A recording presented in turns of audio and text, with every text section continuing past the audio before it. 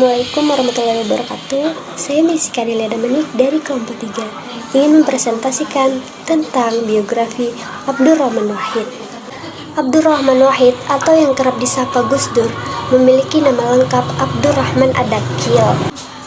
Namun Ad-Dakil tidak terlalu dikenal, maka diganti dengan nama Abdurrahman Wahid. Sebutan Gus Dur didapat karena beliau lahir di lingkungan pesantren. Beliau lahir di Jombang, Jawa Timur pada tanggal 4 Agustus 1940. Abdurrahman Wahid adalah putra pertama dari 6 bersaudara. Ayahnya bernama Ki Haji Wahid Hasim dan ibunya bernama Haja Soleha. Pada tahun 1949, ayah Gus Dur diangkat sebagai Kepala Menteri Agama pertama, sehingga membuat keluarga Wahid Hasim pindah ke Jakarta untuk memasuki suasana yang baru. Hal itu menjadikan Gus Dur menambah pengalaman untuk mengetahui dunia politik. Gus Dur memiliki istri yang bernama Sinta Nuria dan memiliki 4 orang anak. Anak yang pertama memiliki nama Alisa Kotrunad. Anak yang kedua bernama Zanuba Arifah Kafsa. Anak yang ketiga bernama Anita Hayatun Nufus. Dan anak yang keempat bernama Inayah Wulandari. Gus Dur adalah tokoh muslim dan politisi Indonesia yang menjadi presiden keempat setelah B.J. Habibie dari tahun 1999 hingga 2001. Ia menggantikan B.J. Habibie setelah dipilih oleh MPR dari hasil pemilu 1999. Penyelenggaraan pemerintahannya dibantu oleh Kabinet Persatuan Nasional. Gus Dur dikenal sebagai tokoh yang kontroversial dan berdedikasi tinggi pada penegakan hak asasi manusia dan pembela kaum minoritas. Sosoknya yang penuh teka-teki dan kontroversial sehingga tindakan dan pemikirannya sering disalahpahami oleh banyak kalangan. Assalamualaikum warahmatullahi wabarakatuh. Perkenalkan, nama saya Asra Jarina, kelas 12 IPS 3, saya dari kelompok 3. Sebagai tokoh panutan para masyarakat Indonesia, Gus Dur sangat dihormati oleh banyak kalangan karena pengabdiannya kepada masyarakat, demokrasi, dan Islam toleran.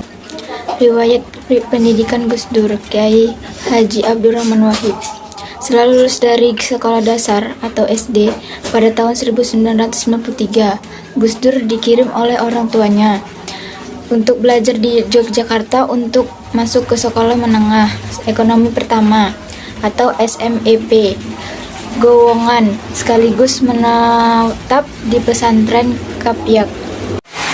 SMEP merupakan sekolah formal yang dikelola oleh Gereja Katolik Roma. Sekolah tersebut banyak menggunakan kurikulum yang sekuler. Dan dari sekolah tersebut, Gus Dur pertama kali belajar bahasa Inggris karena Gus Dur merasa kurang leluasa aktivitasnya.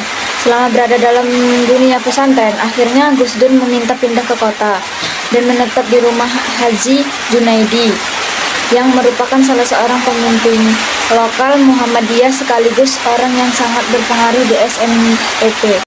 Saya Muhammad Tio dari kelompok 3. Pada saat di pesantren, Gus Dur tidak pernah lupa membawa koleksi-koleksi bukunya sehingga membuat para santri yang lain heran melihat buku-buku bacaannya.